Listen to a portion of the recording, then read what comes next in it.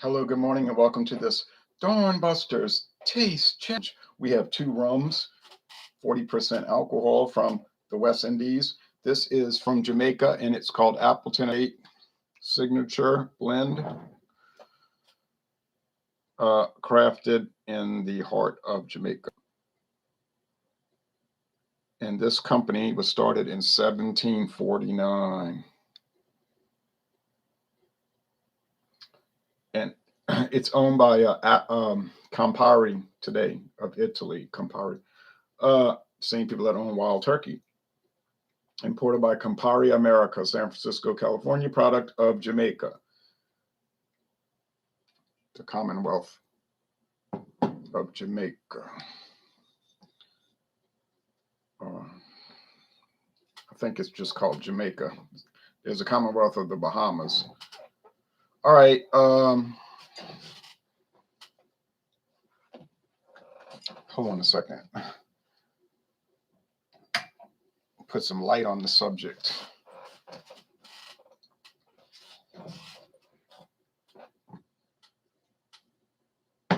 Put a link to the website below. Let me update my notes because I didn't type in the right title. Signature Blend, that's right.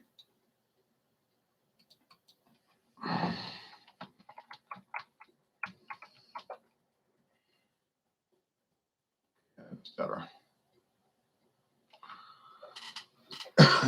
Now, this will run you about $18. This is their flagship. Now, there's a lot more expensive ones here. There's 8-year and so on and so on. You can get up to where it's hundreds of dollars, okay? But I'll wipe this off. This one is about 18, but I got it for $9.99. True story at Matherns. They had it on discount. I don't know why.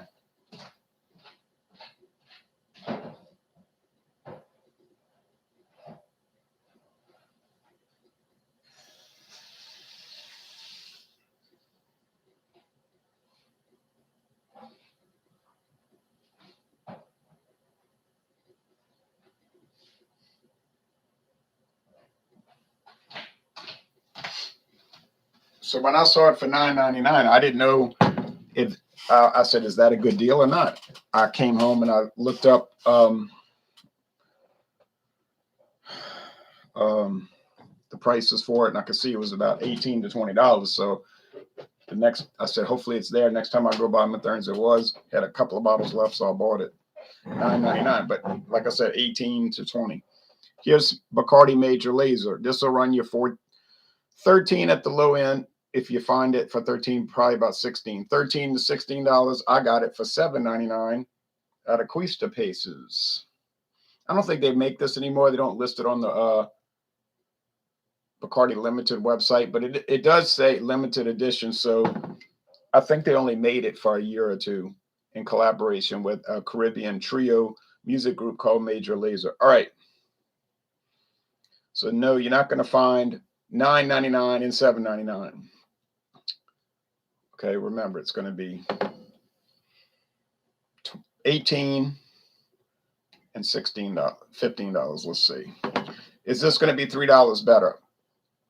I think Appleton Estate is probably a little better, but we're going to find out.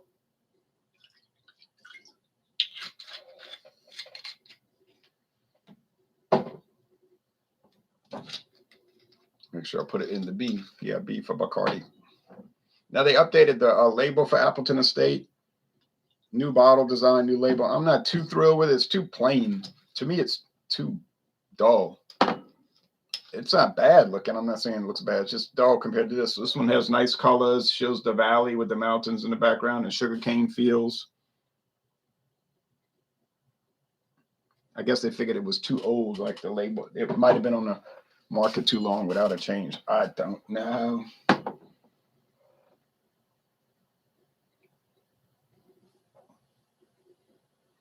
Well, they're both copper, so, or no, they're both amber, not copper. That's a little more brown. They're both amber, so the appearance isn't going to make a difference. I don't have to be careful of glancing at one. BC's Beer Reviews says, good morning, Ron. Good morning to you. Thanks for watching. I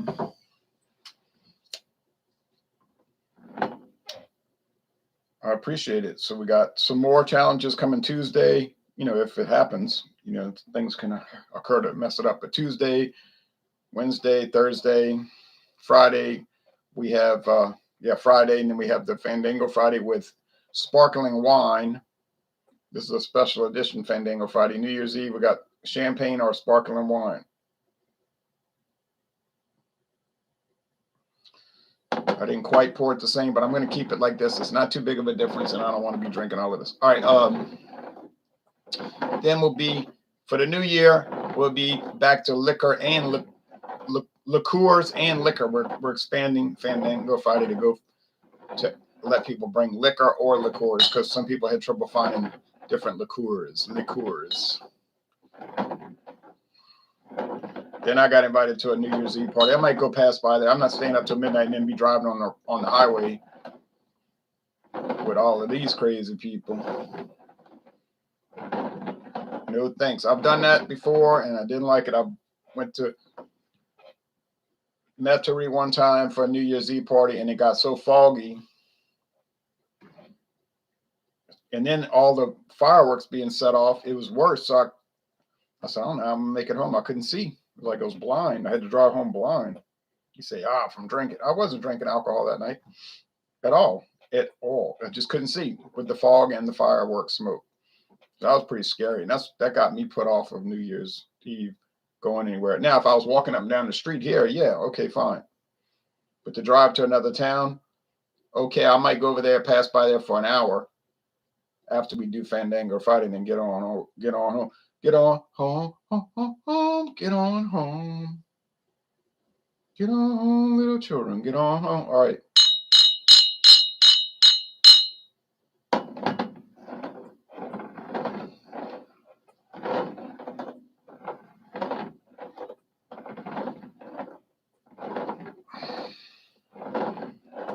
It's the second day of Christmas, y'all.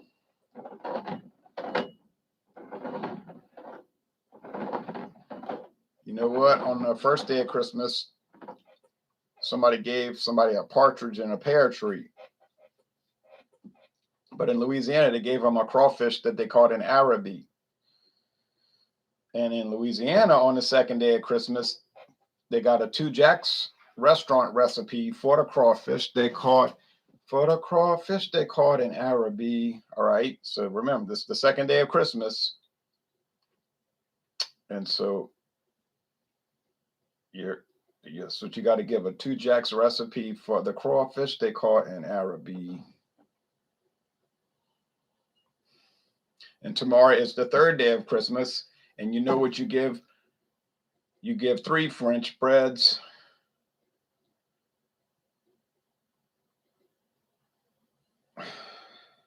And a Two Jacks recipe for the crawfish they caught in Araby. All right.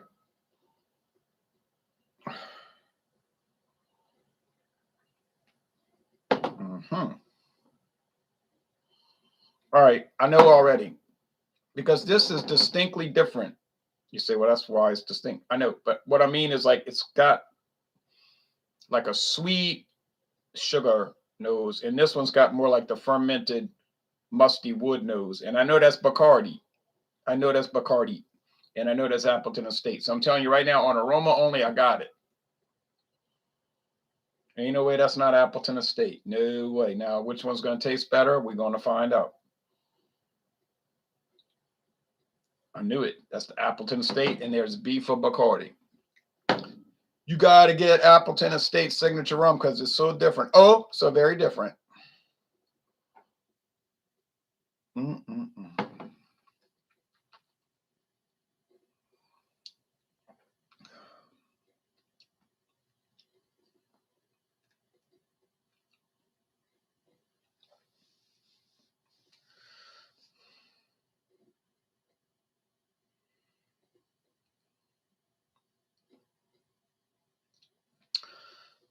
I was saying when I first reviewed it, it's like this, almost like molasses cookies, molasses candy.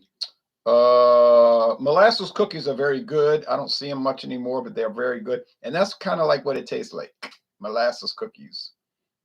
And if it's good enough for Cookie, it's good enough for me. All right.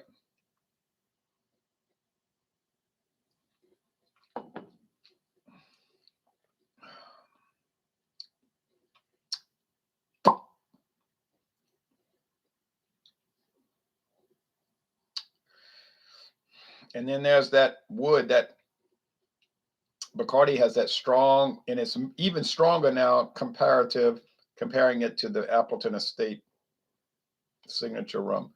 It's very wood oriented, like wood barrel, and the charcoal and all of that. The Appleton Estate does not have an age statement. I think on the website they used to say 6 to 8 years, but they don't show that anymore. So that means probably it's younger now. I don't know.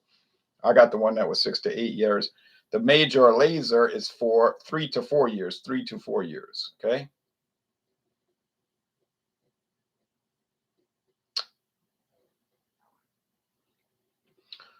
Um,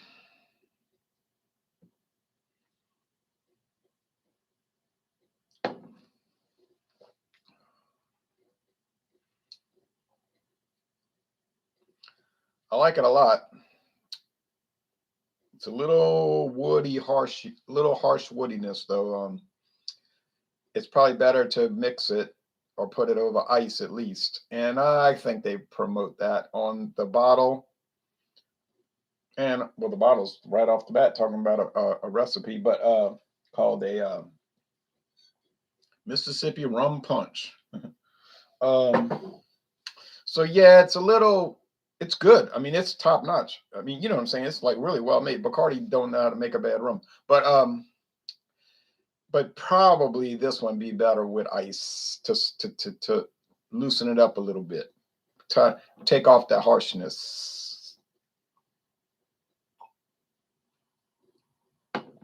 Would it go well in eggnog? I do believe it would. Now, the Appleton Estate might go well in eggnog, but you better watch it because it's already sort of sweet. Like I said, that molasses cookie thing. And if you put it, you don't want to go sweet with sweet too much, and then it become like cloying and blah, blah. I had some of that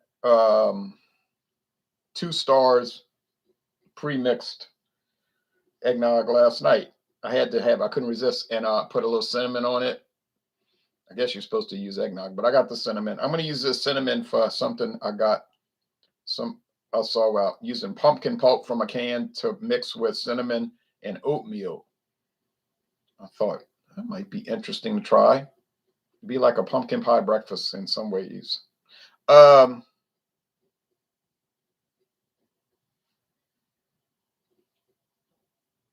Appleton Estate signature might be a little better neat at room temperature than the Major Lazer.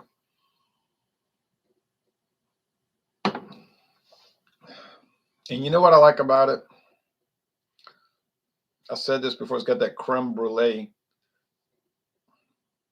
Yeah, creme brulee type thing. It's more in the aroma though than the flavor. Yeah. So which one's better? I don't know. It's a tie. I'm gonna call it a draw. They're both nice. They both winners. Either way to cut goes, you're winning. There's no downside on this. The prices are very, very similar. So I guess if the Major Lazer is $3 cheaper per bottle, then I guess it wins by default. By default, not by reality of being any better. It's not any better in flavor. It's just $3 cheaper, so it wins by default.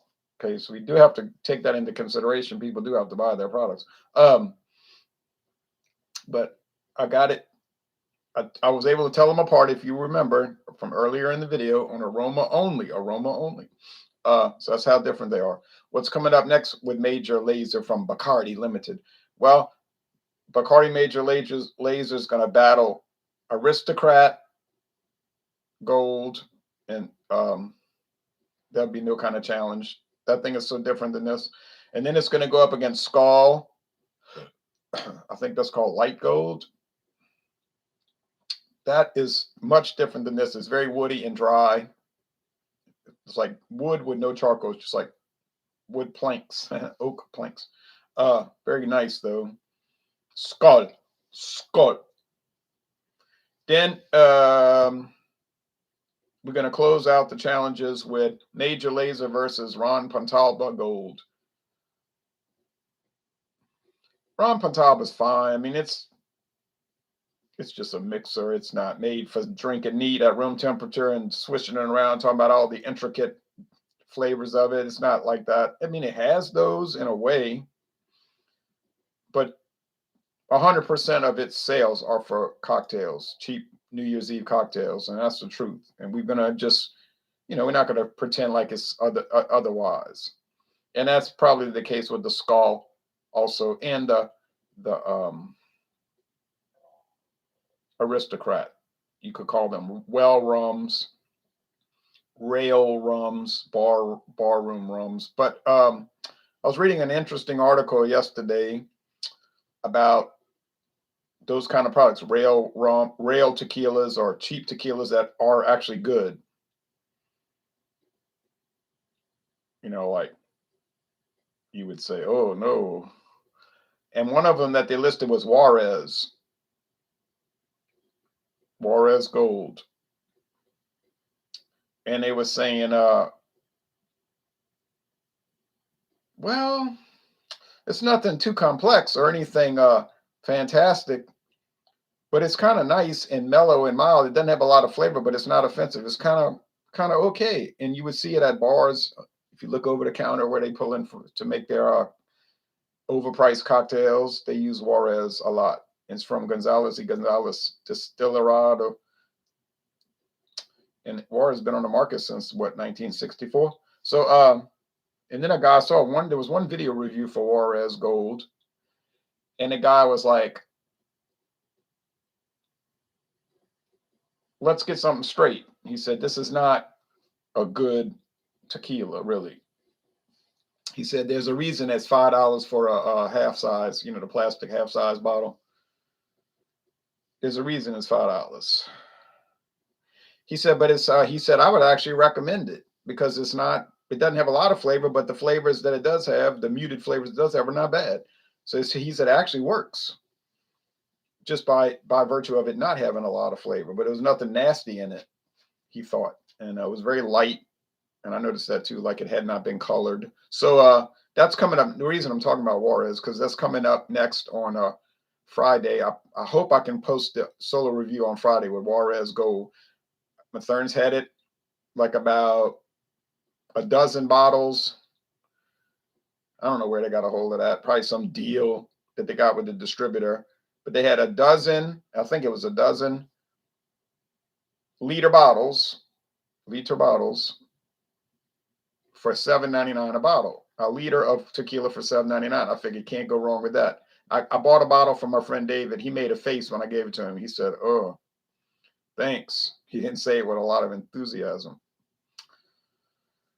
But, maybe he'll drink it. If he doesn't, I'll ask him, could I use it? And then he's going to say, you're an Indian giver. You're an Indian giver. I'm not an Indian giver. I don't want to be 30 years from now, the thing's still sitting on the shelf, been sipped one time, The whole purpose of it is to be used in challenges. But I got my liter bottle, and I think it's going to be very interesting, very interesting. After we're finished with tequila, then I got the Lejita Mezcal, Lejita. They say on the bottle since 1989, but then the trademark I found from the U.S. government information was saying 1962. So 1962 was a long time before 1989. So I don't know what the story is on that, but I guess I better go with what the company's saying. This is the people that make it. They make all kind of tequila and mezcal, all kind of mezcal. And they claim it 1989 is when it started. I said, okay, 1989, that will go along with that.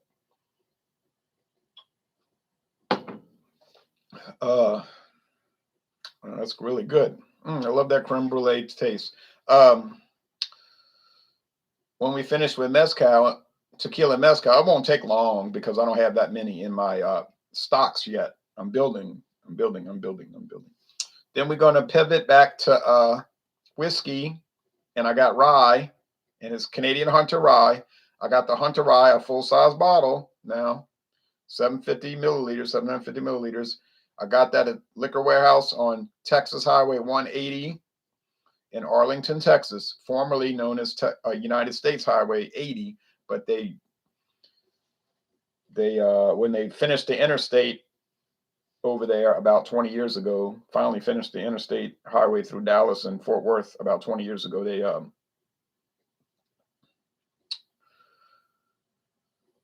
they renumbered the thing.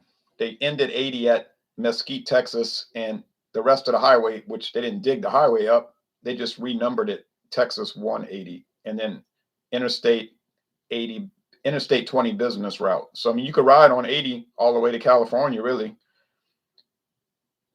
but it's just not called 80 once you get past Mesquite, Texas. It's 180, then it's business route for the interstate. It'll run right next to Interstate 20.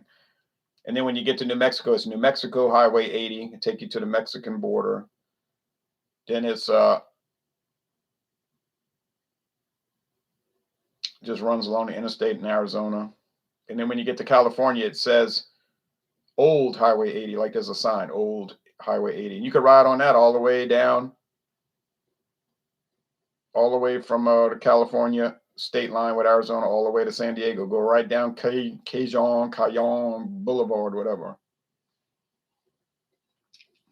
That was one of the first highways built across the whole United States, from South Carolina straight across to San Diego, coast to coast.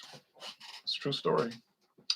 And any United States highway ending in a 0 is a coast to coast highway, or was originally a coast to coast. That's right. See, when you read the when you learn the code, Interstate 10, coast to coast. Now, U.S. Highway 90 would go coast to coast, but it ran out of land. When it gets to the Mexican border, it stops because it's not going to run through Mexico and become a Mexican highway. All right. Joe Biden's interested. Ron, have you seen the Jameson's aged IPA barrels? $35. My daughter had a little sample thing, you know, where you get the 3 different bottles, and she had Jameson. We tried that. We liked it. That's the only time I ever tried Jameson in my life. Then she had the stout barrels aged, and that was very nice. And the IPA barrel, the green label. Yes, I tried it. But we're talking about a little sip of it like this in 2016, 5 years ago. So from memory, I liked it. It was nice. But to say that I really remember how it tastes, I can't. Didn't taste like an IPA, honestly. Tastes like a very nice Irish whiskey. That's the next Irish whiskey I plan to buy, y'all. Jameson.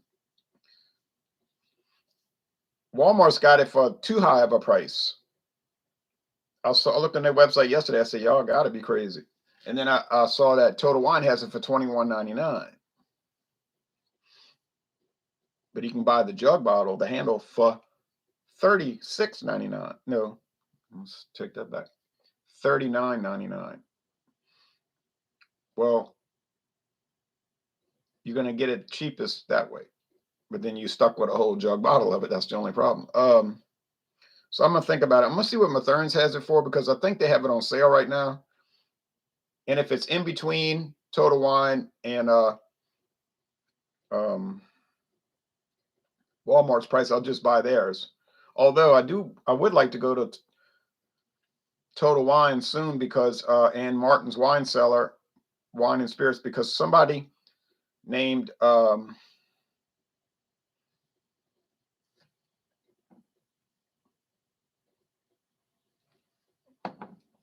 Douglas sent me 3 big, tall, 500 milliliter cans of Grüner.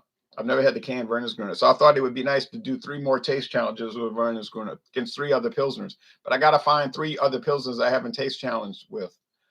So we'll see. If I can't find them, I'll figure something out.